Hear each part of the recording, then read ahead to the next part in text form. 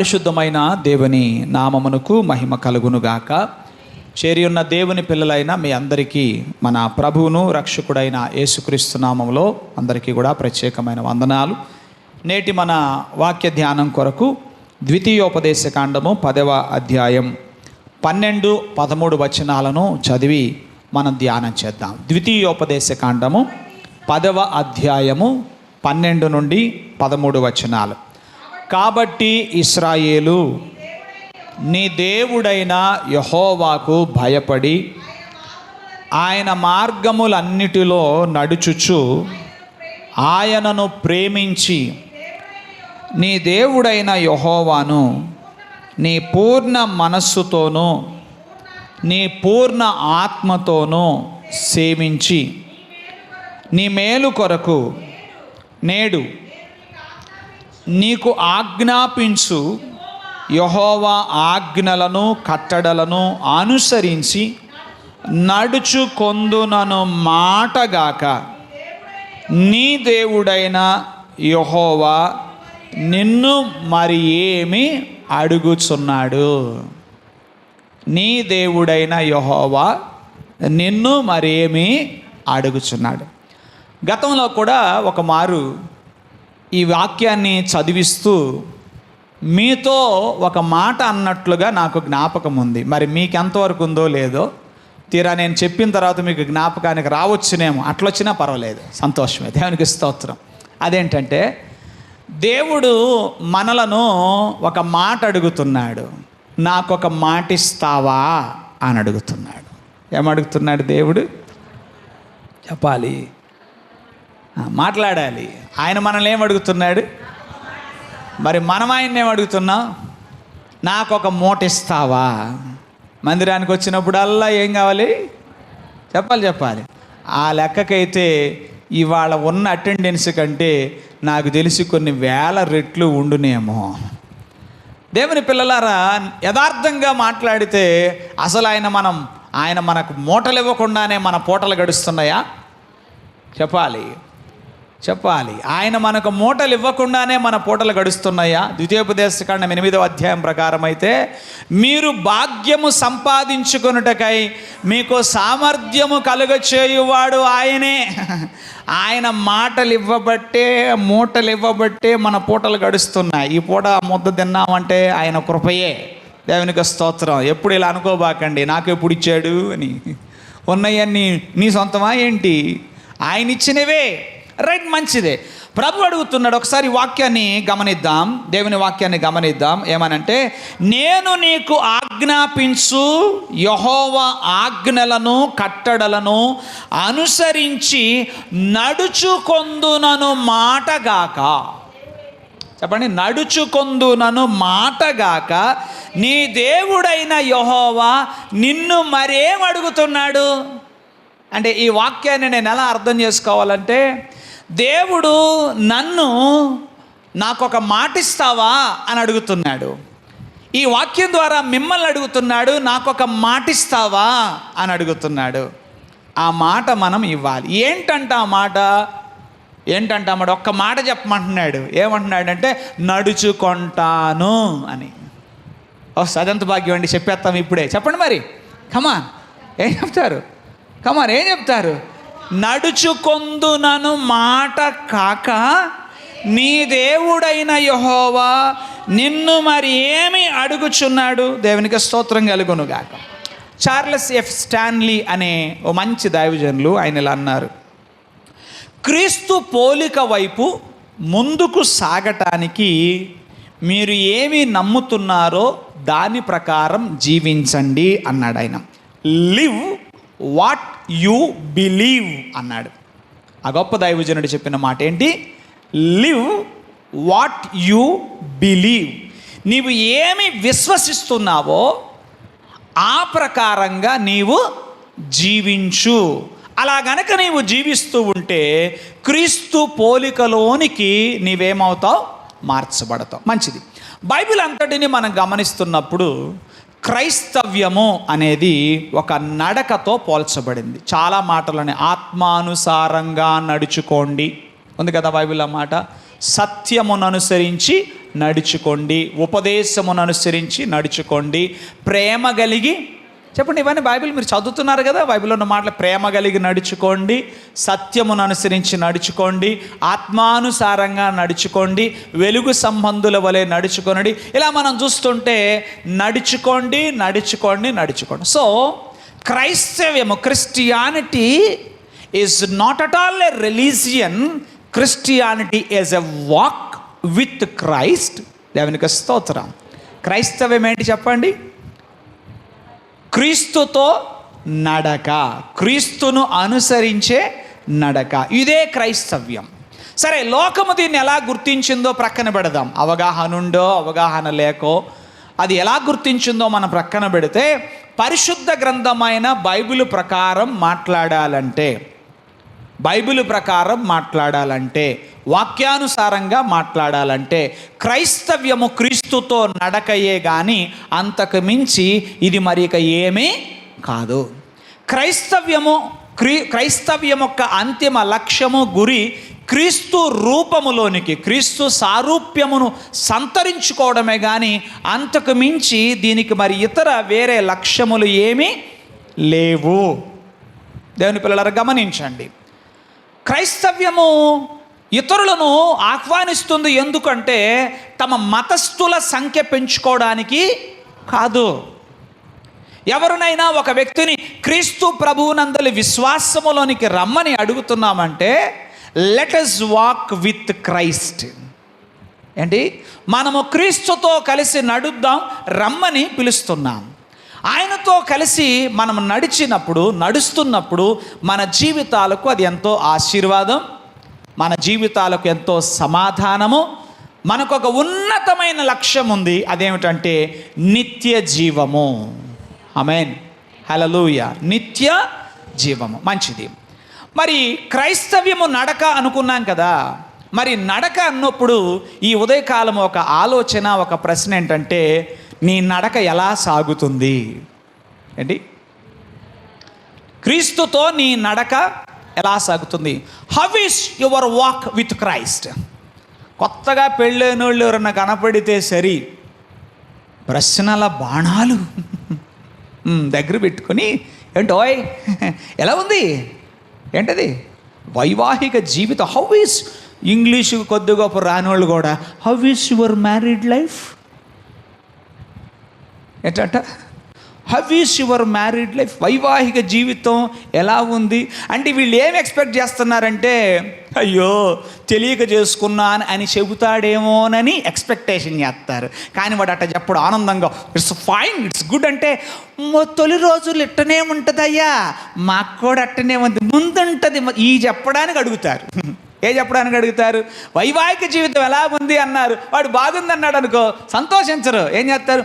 మొదట్లో మేము కూడా ఇట్ట చెప్పినవాడమే, నీకన్నా బాగానే చెప్పాము, కానీ తర్వాత తెలుసు. సరే, ఇప్పుడు నేను అడుగుతున్నాను, how is your walk with Christ అని చెప్పండి. ఆలోచన చేస్తున్నారా? How is your walk with Christ? క్రీస్తుతో నీ నడక ఎలా ఉంది?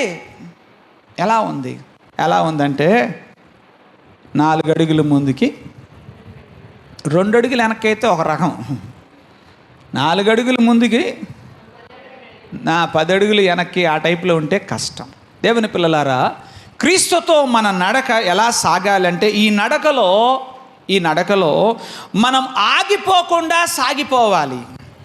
వెనకడుగు వేయకుండా మనము ముందుకే వెళ్ళాలి.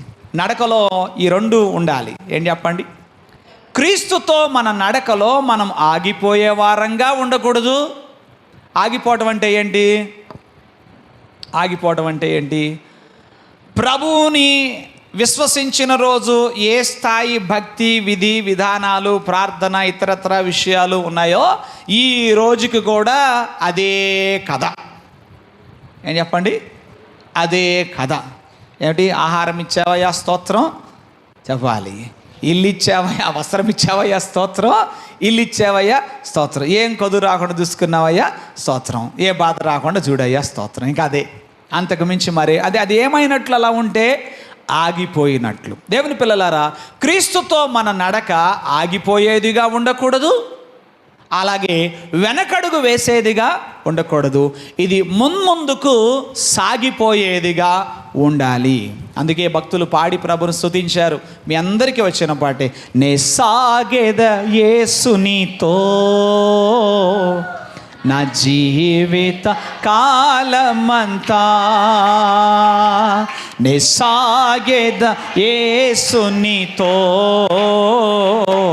నా జీవిత కాలమంతా, యేసుతో నడిచేదా, యేసుతో గడిపేదా, యేసుతో నడిచేదా, యేసుతో గడిపేదా, పరమును చేరగా నే వెళ్ళేదా, పరమును చేరగా నే వెళ్ళేదా, హనోకు వలె సాగేదా.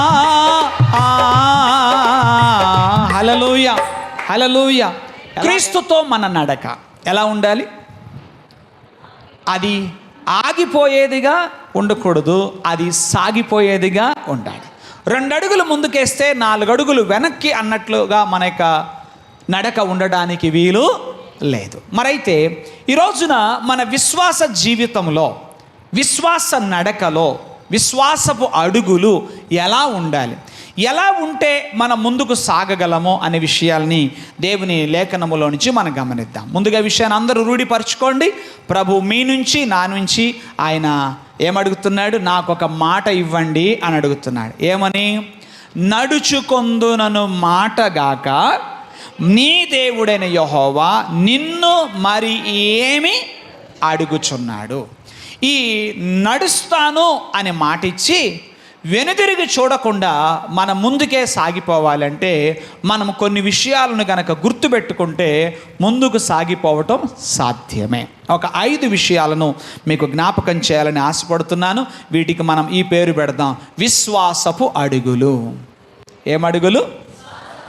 విశ్వాసపు అడుగులు. ఇందులో మొదటి విషయాన్ని మనం చూద్దాం. తీతుకు రాసిన పత్రిక 1వ అధ్యాయం 2వ వాక్యాన్ని మనం చదువుదాం. తీతుకు రాసిన పత్రిక 1వ అధ్యాయం 2వ వచనం. ఆ నిత్య జీవమును అబద్ధమాడనేరని దేవుడు అనాది కాలమందే వాగ్దానము చేశాను. సో విశ్వాసపు అడుగు, మొదటి అడుగు ఏమిటి? మన అడుగు ఎలా ఉండాలి అంటే, దేవుని పిల్లలారా, దేవుడు ప్రతి వాగ్దానమును నెరవేర్చేవాడు అని మనం నమ్మాలి. ముందుకు సాగాలంటే ఎప్పుడు మనం ముందుకు సాగగలం? ఈ విషయాన్ని రూఢిపరుచుకోవాలి. అబద్ధమాడనేరని దేవుడు. దేవునికి స్తోత్రం కలుగునుగాక. ఆ నిత్య జీవమును అబద్ధమాడనేరని దేవుడు అనాది కాలమందే వాగ్దానము చేశాడు. నీవు ఆరాధిస్తున్న ప్రభువు అబద్ధమాడజాలని దేవుడు, ఆయన అబద్ధమాడనేరని దేవుడు. లేఖనమందున్న ప్రతి వాగ్దానాన్ని ఆయన నెరవేర్చే దేవుడు. నా సన్నిధి మీకు తోడుగా వచ్చును అన్నాడు. నిశ్చయంగా ఆయన సన్నిధి మనకు తోడుగా ఉంటుంది, అందులో ఏ విధమైనటువంటి సందేహము లేదు. ఆయన వాగ్దానమును నెరవేర్చువాడు అన్న విషయాన్ని ఎరిగి ఉండడం అవసరం. అలా ఎరిగి ఉంటేనే అడుగు ముందుకి పడుతుంది. ఇప్పుడు మీరు కూడా చూడండి, ఏదైనా మనుషులు మీకు ఎవరైనా ఒక మాట ఇచ్చారు, ఆ మాట ఇచ్చిన మనిషి తప్పక మాట నిలబెట్టుకుంటాడంటే వారితో ప్రయాణం చేయడానికి, వారితో పని చేయడానికి అడుగులు ముందుకు పడతాయి. ఆ మనిషి మీద ఏ కాస్త సందేహం ఉన్నా మన అడుగు ముందుకి పడదు, మన అడుగులు ఏమవుతాయి? వెనకపడతాయి. సో క్రీస్తుతో మన నడక వెనకడుగు పడకుండా, ఆగిపోకుండా ముందుకే సాగాలి అంటే ఈ విషయాన్ని మనం రూఢిపరుచుకోవాలి. ఏ విషయాన్ని రూఢిపరుచుకోవాలి? ఆయన అబద్ధమాడజాలని దేవుడు, ఆయన అబద్ధమాడనేరని దేవుడు. ఆయన వాగ్దానములు క్రీస్తునందు, దేవుని వాగ్దానములు ఎన్ని అయినా అవన్నీ క్రీస్తునందు అవునన్నట్టుగానే ఉన్నాయి అనే విషయాన్ని మనం ఎప్పుడైతే రూఢిపరుచుకుంటామో అప్పుడు నిశ్చయంగా మనం ఈ విశ్వాసపు నడకలో, క్రీస్తుతో మన నడకలో మనం ముందుకు సాగటము సాధ్యమవుతుంది. ఈ విషయంలో ఏ కొంచెం మనకు సందేహం ఉన్నా, ఏ కొంచెం అనుమానం ఉన్నా, ఏ కాస్త అవిశ్వాసం ఉన్నా మన నడక ముందుకు సాగదు. ముందుకు సాగాలంటే ఈ విషయం రూఢిపరచుకోవాలి. ఆయన అబద్ధమాడనేరని దేవుడు, ఆయన అబద్ధమాడజాలని దేవుడు. దేవునికి స్తోత్రం. మీరు బాగా గమనించండి, యేసు ప్రభు 5 రొట్టెలు 2 చిన్ని చేపలు 5,000 మంది కంటే పైగానున్న వారికి ఆహారంగా పంచిపెట్టే ముందు ప్రారంభములో శిష్యుల యొక్క అడుగులు, శిష్యుల యొక్క ఆలోచనలు కొంచెం తడబడిన మాట వాస్తవమే. దాన్ని మనం అంగీకరించాలి. తడబడ్డారా? ఎట్లా తడబడ్డారు? ముందన్నారు, అయ్యా ఇంతమందికి ఎక్కడ పెడతామయ్యా, ఎక్కడి నుంచి తెప్పిస్తామయ్యా, డబ్బులు ఎక్కడవయ్యా, అది ఎక్కడయ్యా, ఇది ఎక్కడయ్యా అన్నారు. కానీ ఒక బాలుడి దగ్గర 5 రొట్టెలు 2 చిన్ని చేపలు ఉన్నాయన్న వర్తమానం వచ్చిన తర్వాత అవి చాలు అని చెబుతూ శిష్యులకు ఒక మాట ఇచ్చాడు ఆయన. ముందుగా శిష్యులకు ఏం చెప్పాడు తెలుసా? వాటిని పంచిపెట్టుట కంటే ముందు వారిని పచ్చిక మీద కూర్చుండబెట్టమన్నాడు. వాక్యం చదివేటప్పుడు మనం ప్రతిదీ చాలా పరిశీలనగా చదవాలి. పైపైన చదవటం కాదు, నోస్ రీడింగ్ చేయడం కాదు. ఎలా చదవాలి వాక్యాన్ని? పరిశీలనగా చదవాలి. శిష్యుల ఆలోచనలు, శిష్యుల అడుగులు ప్రారంభంలో కొంచెం తడబడిన మాట నిజమే. ఆలోచనలు కొంచెం అటు ఇటు వెళ్ళిన మాట నిజమే. కానీ ఎప్పుడైతే ఆయన అక్కడున్న ప్రజలందరినీ తమ సమస్యలు చెప్పిన తర్వాత కూడా, అక్కడున్న ల్యాకింగ్, కొరతను గురించి మాట్లాడిన తర్వాత కూడా ఆయన ఏమంటున్నాడు? చాలు, వారిని, ప్రజలను పచ్చిక మీద కూర్చుండబెట్టండి. 50 మందిగాను 100 మందిగాను పంక్తులుగా కూర్చుండబెట్టండి అంటే శిష్యులు పనికి ఉపక్రమించారు. వారు ఎందుకు ముందడుగు వేయగలిగారు? ఆ మాట అన్న తర్వాత కూడా వాళ్ళు ఆ పని చేయకపోతే ఆ రోజున అక్కడ అద్భుతం జరిగేది కాదు. ఏ మాట అన్న తర్వాత చెప్పండి? ఏ మాట అన్న తర్వాత? ప్రభు ఆ మాట చెప్పిన తర్వాత కూడా వాళ్ళు గనక ఎరిగి ఉండి ఆ ప్రకారంగా చేయకపోతే, వాగ్దానము చేసిన వాడు నమ్మదగిన వాడు అని విశ్వసించకపోతే ఆ రోజున అక్కడ అద్భుతం చూడగలిగేవారు కాదు. ఎప్పుడైతే ప్రభు ఆ మాట చెప్పాడో వెంటనే వాళ్ళని ఏం చేశారు? అక్కడున్న ప్రజలందరినీ కూడా చక్కగా లైన్ బై లైన్లో కూర్చోబెట్టారు. ఇప్పుడు చూడండి, మనం కూడా ఏదైనా ఫంక్షన్స్, కార్యక్రమాలు జరిగేటప్పుడు అక్కడ రైస్ తక్కువగా ఉందనుకోండి, చెప్పండి, టేబుల్స్ వేసి, చైర్స్ వేసి ప్రజలను కూర్చోబెట్టడానికి మనం భయపడతాం. ఎందుకు? కూర్చున్న తర్వాత క్షణం ఆగరు. ఏం చెప్పండి? కూర్చున్న తర్వాత క్షణం ఆగరు. అందుకనే బయట నిలబడి ఆగండి. ఎందుకు? ఇలా నిలబడితే నలుగురిలో మాట పర్లేదు, కానీ వన్స్ కూర్చోబెట్టి ఇస్తర ముందు పెట్టి గ్లాసు పెట్టిన తర్వాత ఇక ఆగరు. చాలా కష్టం, నిలువరించడం చాలా కష్టం. శిష్యులు బహు ధైర్యం చేసి వాళ్ళను కూర్చోబెట్టగలిగారు అంటే అక్కడ వారు ప్రభువు మాటను వాళ్ళు నమ్మారు. ఆమేన్. సో విశ్వాసపు అడుగులు, మొదటి అడుగు ఏంటంటే, మనం ఆరాధిస్తున్న మన ప్రభువు వాగ్దానము చేసిన వాడు, నమ్మదగిన వాడు, అబద్ధమాడనేరని దేవుడు అన్న విషయాన్ని మనం రూఢిపరచుకుంటే మన నడక ముందుకు సాగుతుంది. రెండవది, విశ్వాసపు అడుగులో రెండవది మనం గమనించాలి ఏంటంటే, రెండవ సత్యం మనం ఎరిగి ఉండాలి ఏంటంటే, మనం ఆరాధిస్తున్న ప్రభువు విశ్వాసానికి స్పందించే దేవుడు. దేనికి చెప్పాలి? విశ్వాసానికి స్పందించే దేవుడు. మీరు చాలామందిని లంచాలకు స్పందించే వాళ్ళని చూసుంటారు కదా? అవునా?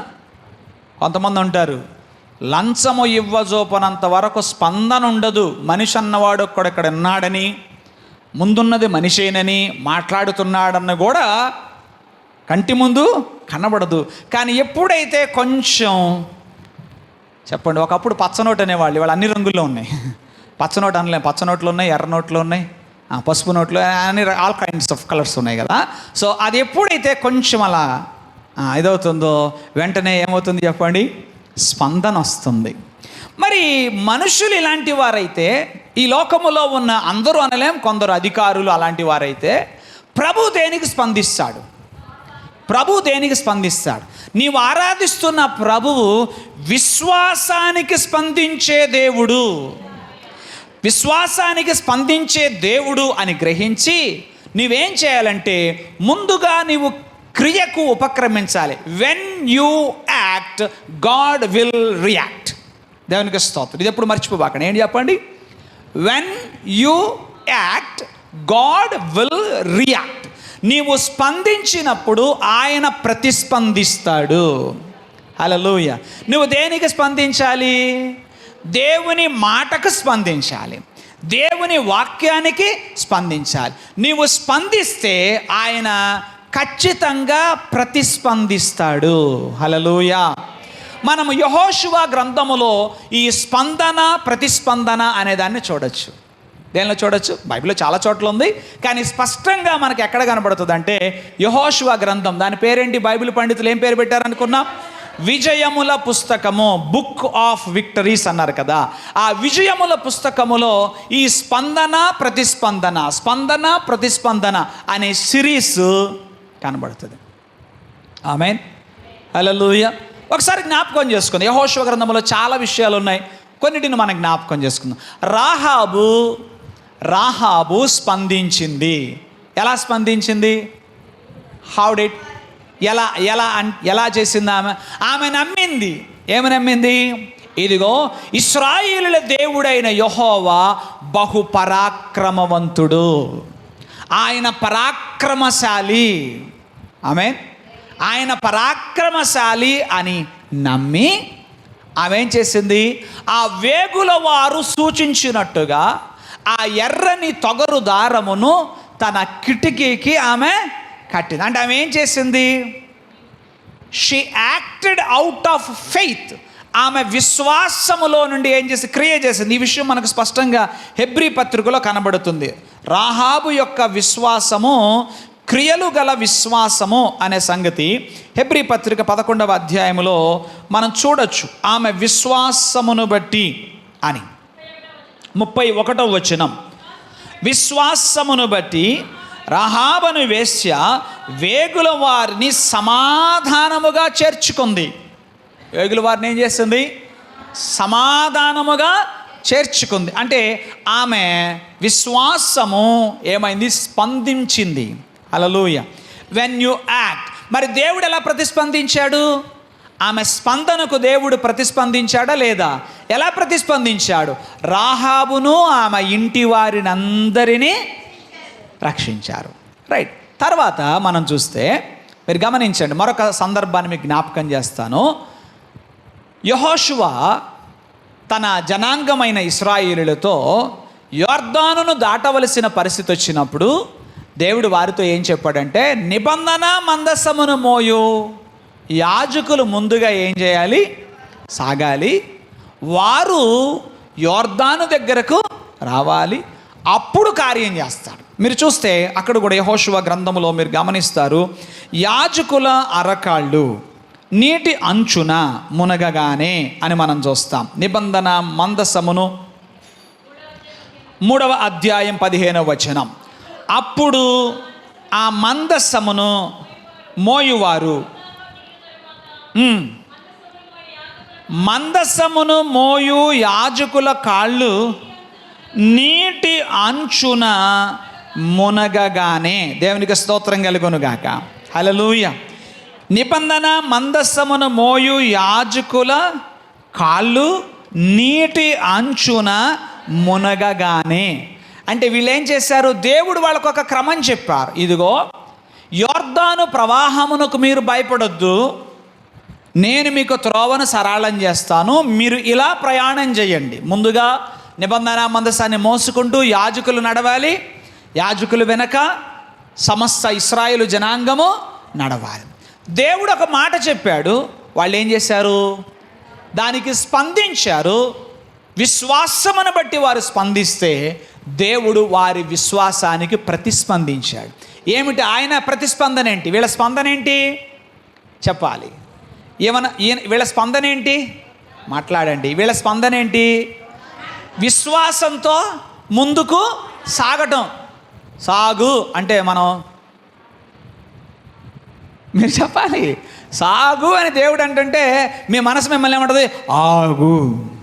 ఏంటి ముందుంది యోర్దాను, నేను పిల్లకాలం అనుకున్నావా?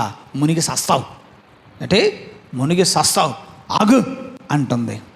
కానీ దేవుడి మాట ఏంటి? మీరు సాగండి అని చెప్పాడు. సాగుమని ఆయన చెప్పిన మాటకు వారు స్పందించి సాగారు.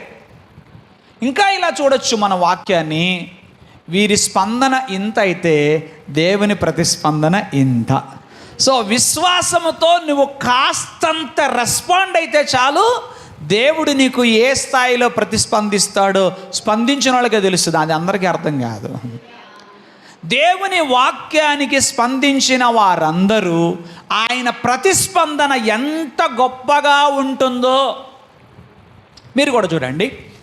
పిల్లలు తల్లిదండ్రుల మాటకి కొంచెం స్పందిస్తే వాళ్ళు చాలా ఎక్కువ రేంజ్లో ప్రతిస్పందిస్తారు, అవునా కాదా? అలా ప్రతిస్పందిస్తున్న తల్లిదండ్రులు అందరూ అవునా అంటారా? పిల్లలు కొంచెం మన మాటకి విలువిచ్చి వాళ్ళు కొంచెం స్పందిస్తారే, కాసేపు కూర్చొని చదువుకోనానా అంటే పిల్లాడు కనుక ఆ మాటకు విని స్పందించాడు అనుకోండి, అమ్మ రెస్పాన్స్ ఏ స్థాయిలో ఉంటుంది, నాన్న రెస్పాన్స్ ఏ స్థాయిలో ఉంటుంది చెప్పరేంటండి? అబ్బో వాళ్ళకి కూర్చొని చదువుతున్నారని వాళ్ళకి కావలసినవన్నీ చేసి అది చేసి ఇది చేసి అది తింటావా ఇది తింటావా, ఓ చాలా చాలా. అంటే అమ్మ నాన్న మాటకు మనం కొంచెం స్పందిస్తే వాళ్ళు మన కొరకు చాలా ఎక్కువగా ప్రతిస్పందిస్తారు. మన పరలోకపు తండ్రి కూడా అంతే. అంతే అనే కంటే నేను ఇలా చెప్పడానికి ఇష్టపడతాను, అంతకంటే ఎక్కువగా స్పందిస్తాడు. హల్లెలూయా. వీళ్ళు చూడండి, కాస్తంత దేవుని మాటకి వీళ్ళు ఏం చేశారు? స్పందించారు. స్పందించి అడుగులేశారు, సాగారు. సాగితే దేవుడు ఎంత గొప్పగా హ్యూజ్ రెస్పాన్స్. దాన్ని ఏమనొచ్చు? ఇంగ్లీష్లో చెప్పాలి, దానికి ఏమనొచ్చు? Huge response. ఓ బహు ఎక్కువగా ఆయన ప్రతిస్పందించాడు. దేవునికి స్తోత్రం. చాలా చూడొచ్చు మీరు ఇంకా గమనిస్తే. యెరికో కోటగోడల విషయంలో కూడా అంతే. ఆయన ఏమన్నాడు? మీరు వారితో పోట్లాడాల్సిన పని లేదు, వారితో యుద్ధం చేయాల్సిన పని లేదు. ఇదిగో మీరు బై ఫెయిత్, విశ్వాసంతో యెరికో ప్రాకారం చుట్టూ మీరు 6 రోజులు తిరగండి, 7వ రోజు 7 మార్లు తిరగండి అని చెప్పారు. వాళ్ళు దానికి ఏం చేశారు? స్పందించారు. దేవుడు వారికి చాలా హ్యూజ్ రెస్పాన్స్ని ఇచ్చినట్లుగా. సో విశ్వాసపు అడుగు ముందుకు సాగాలి. క్రీస్తుతో మన నడక ముందుకు సాగాలంటే అందులో మొదటి విషయం కీలకమైనది మనం చూచాము. అదేమిటంటే వాగ్దానము చేసిన వాడు నమ్మదగిన వాడు అని ఎరిగి ఉండాలి. ఎరిగి ఉన్న తర్వాత రెండవది ఏంటంటే విశ్వాసముతో స్పందించాలి. ఏం చేయాలి? ఎందుకు అంటే నీ విశ్వాసానికి ఆయన ప్రతిస్పందించేటువంటి దేవుడు. నీ స్పందనకు తప్పక ప్రతిస్పందన ఉంటుంది. When you act in faith he will react with a miracle. ఆయన ఖచ్చితంగా ఒక అద్భుతముతో నీకు తన ప్రతిస్పందనను ఆయన తెలియజేస్తాడు. దేవునికి స్తోత్రం కలుగును గాక. మూడవ విషయం మనం గమనిద్దాం. విశ్వాసపు యాత్రలో ఈ అడుగులో మనం ముందుకు సాగాలి అంటే కీలకమైన మరొక సంగతిని మనం చూద్దాం. అదేమిటంటే దేవుని వాక్యానికి నా జీవితంలో జోక్యం చేసుకోవడానికి అనుమతి ఇవ్వాలి. I must allow the word of God to intervene or to interfere in my life. నా జీవితంలో దేవుని వాక్యము జోక్యం చేసుకోవడానికి నేనేం చేయాలి? అనుమతి ఇవ్వాలి. ఒకసారి ఈ వాక్యం చదువుదాం. తిమోతికి రాసిన 2వ ఉత్తరం 3వ అధ్యాయం 17వ వచనం. తిమోతికి రాసిన 2వ ఉత్తరం 3వ అధ్యాయం 17వ వచనం. దైవజనుడు సన్నద్ధుడై ప్రతి సత్కార్యానికి సిద్ధపడి పూర్ణముగా సిద్ధపడి ఉండునట్లు. ఆ మాట కోసమండి. దైవావేశము వలన కలిగిన ప్రతి లేఖనము ఉపదేశించుటకు, ఖండించుటకు, తప్పుదిద్దుటకును, నీతి యందు శిక్ష చేయుటకును ప్రయోజనకరమై ఉన్నది. దేవుని వాక్యం ఏం చేస్తుందో అక్కడ ఉంది. ఉపదేశించటానికి, ఖండించటానికి, తప్పుదిద్దటానికి, నీతి యందు శిక్ష చేయడానికి ప్రయోజనకరం. క్రీస్తుతో నా నడక వెనుకడుగు పడకుండా ఆగిపోకుండా ముందుకే సాగాలి అంటే నాకు అవసరమైన మూడవ విషయం ఏంటంటే, నేను ఏం చేయాలి? దేవుని వాక్యానికి నా జీవితంలో జోక్యం చేసుకోవడానికి అనుమతించాలి. సరే, ఈ వాక్యం మీకు అర్థం కావడానికి ఒక చిన్న ఉదాహరణ మీ ముందుకు తీసుకొస్తాను. మీలో ఎంతమంది పురుషులైనా స్త్రీలైనా ఏదైనా మేజర్ సర్జరీ చేయించుకున్న వాళ్ళు ఎంతమంది ఉన్నారు చెప్పండి ఒకసారి. Please rise up your hand. ఏంటి చేతులు ఎత్తరా? పోనీ ఏదైనా ఇస్తానంటే ఎత్తుతారు. పోనీ మేజర్ సర్జరీ, ఇంగ్లీష్ మాట్లాడానా, తప్పైంది, క్షమించండి. పెద్ద ఆపరేషన్ చేయించుకున్న వాళ్ళు ఒకసారి చేతులు ఎత్తండి. ఏ కారణం చేతండి, యాక్సిడెంట్లు కావచ్చు, ప్రెగ్నెన్సీ డెలివరీస్ అప్పుడు కావచ్చు, పెద్ద ఆపరేషన్, రైట్. ఆపరేషన్స్ చేయించుకునేటప్పుడు కన్సర్న్ మీ రిలేటివ్స్ చేత, మీ బంధువుల చేత, మీ ఇంటి వారి చేత సంతకాలు పెట్టించుకుంటారు. ఏమని సంతకాలు పెట్టించుకుంటారు?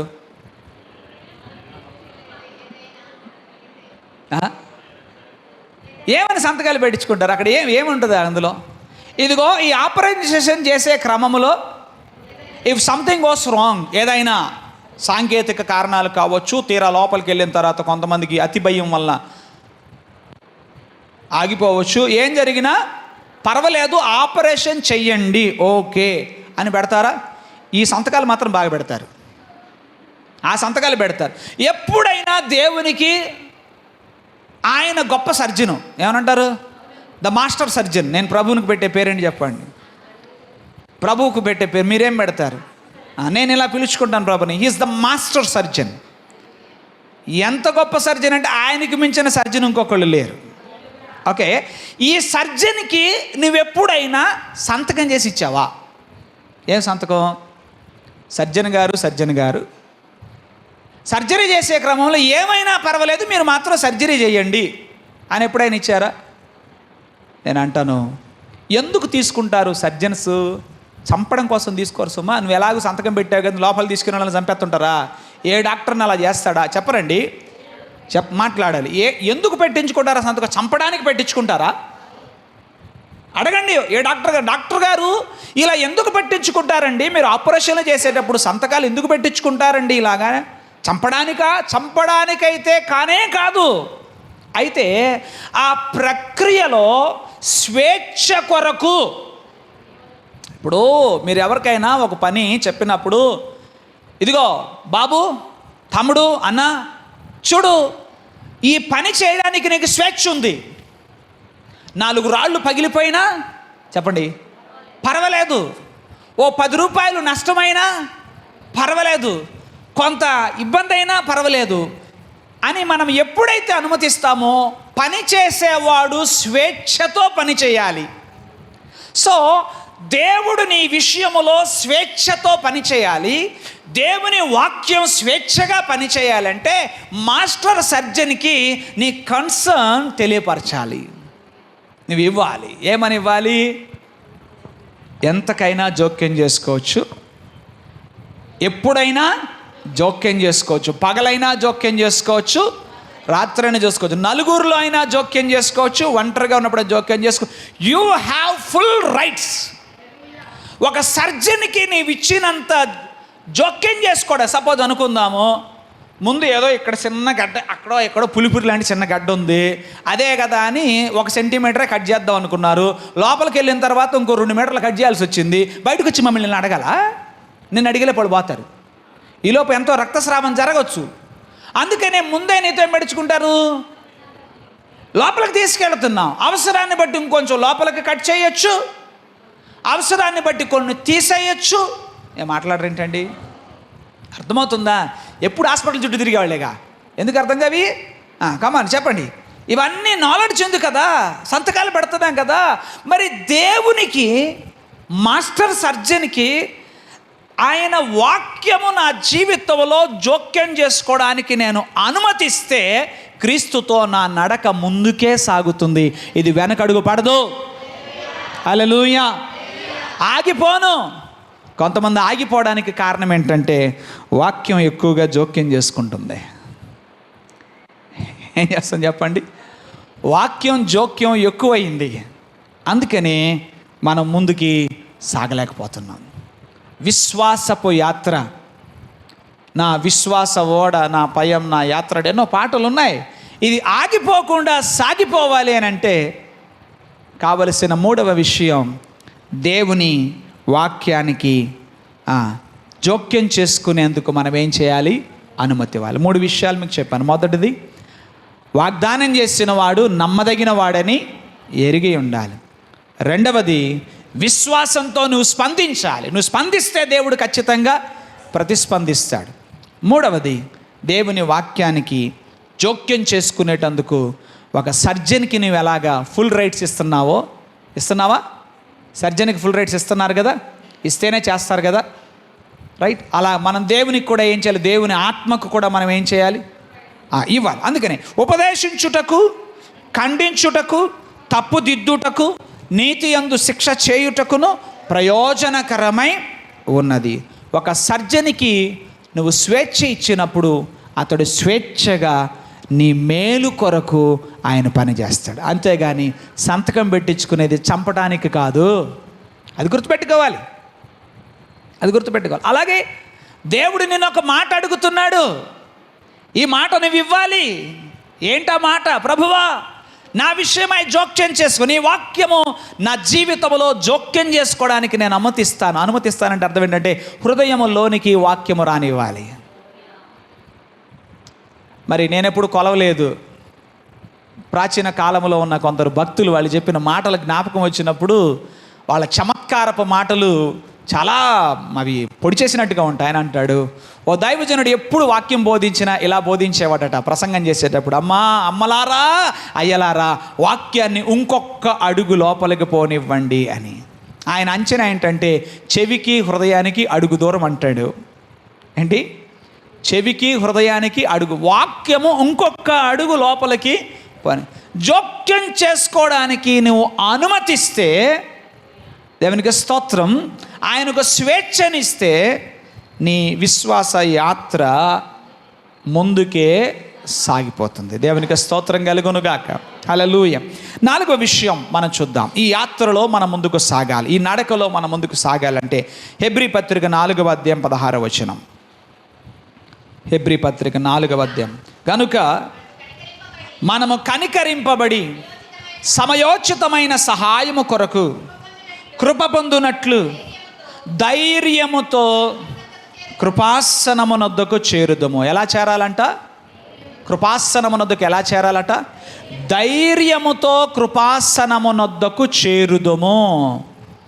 దేవుని సన్నిధానానికి మనం ధైర్యంతో రావాలి కానీ గర్వంతో రాకూడదు.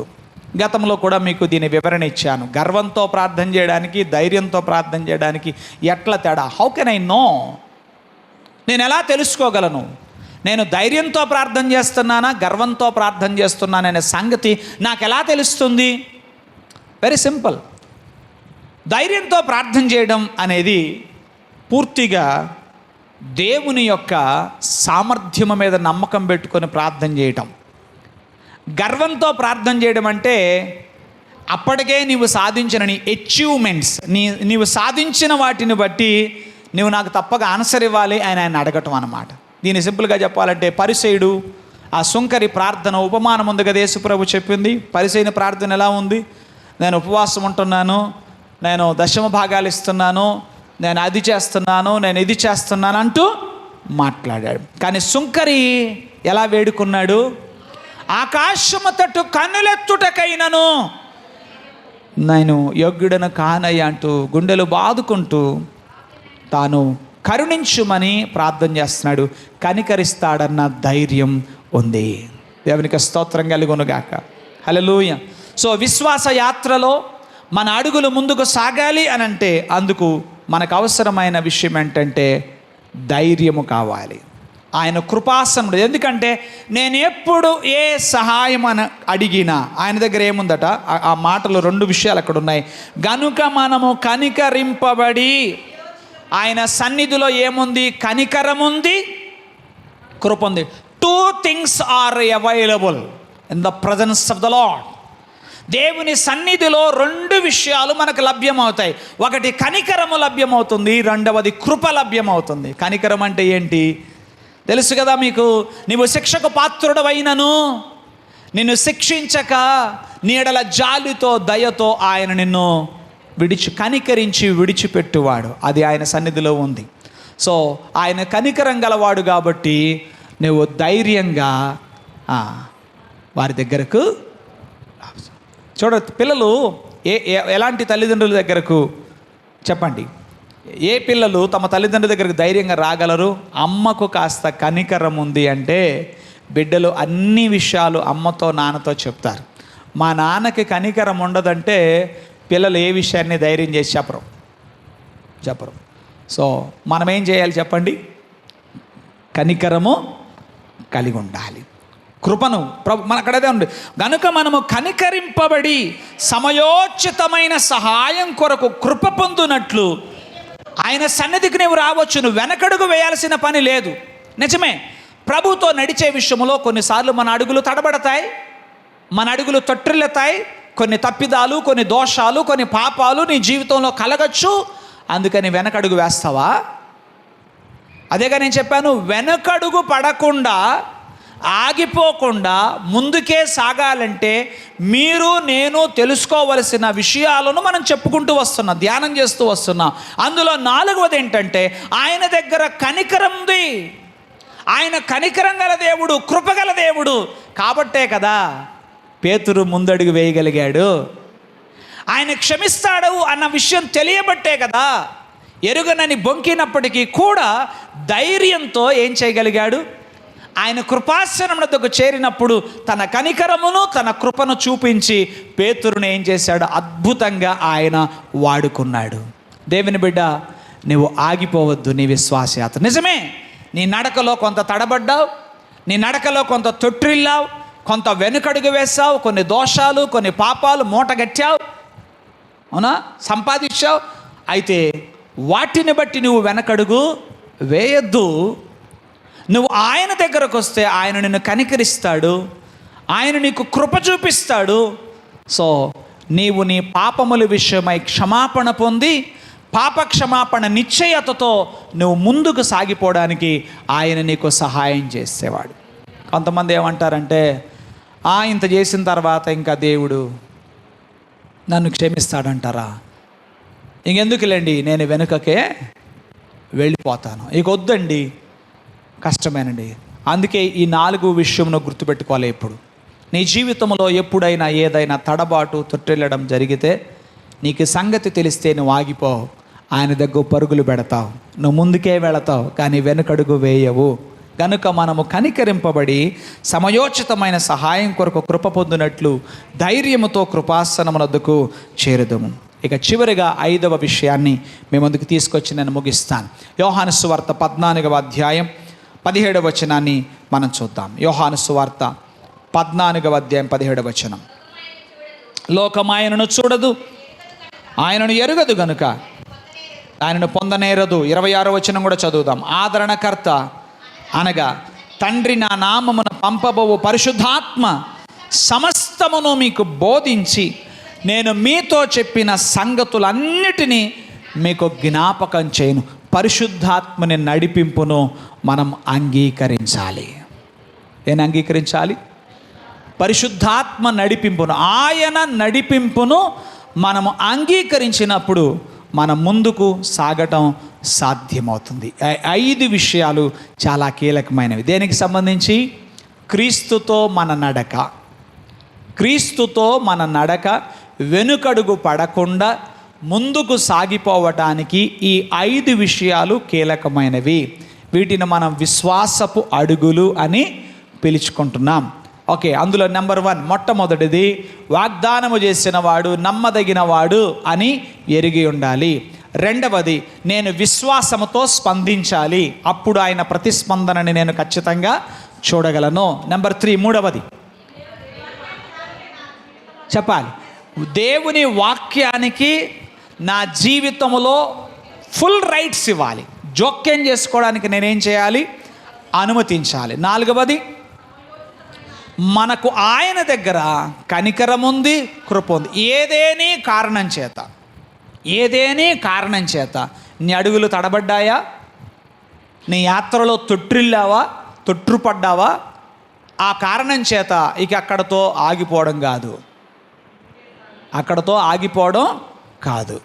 ఇప్పుడు మీరు చూడండి, రన్నింగ్ రేసులో కారు రేసులు ఇవి ఉంటాయి కదా, మధ్యలో ఏమవుతాయి, అవి కొంచెం ఇది.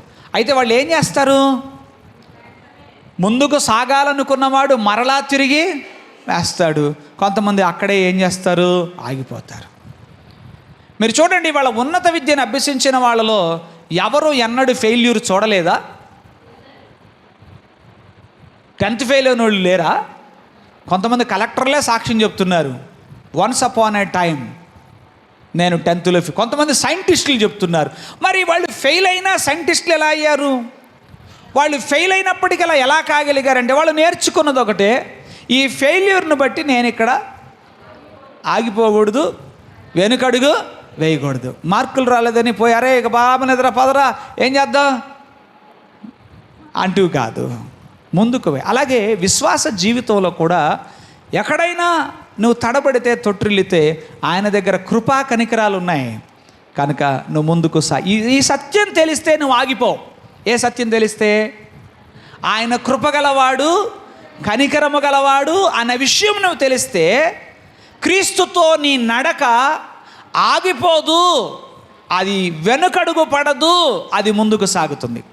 ఈరోజున ఎంతమంది ప్రభువుని నమ్మి విశ్వసించి బాప్తిసం పొంది కొద్ది రోజులు మంచిగా ఉండి తర్వాత ఏదేవో కారణాలు, రకరకాలైన విషయాలండి, శోధకుడు అనేక రకాలుగా శోధిస్తూ ఉంటాడు, నానా విధమైన కారణముల చేత అలా అలా వెనక్కి వెనక్కి వెనక్కి వెనక్కి వెనక్కి వెళ్ళిపోయి పూర్తిగా లోకములోనికి జారిపోయిన వాళ్ళు లేరా?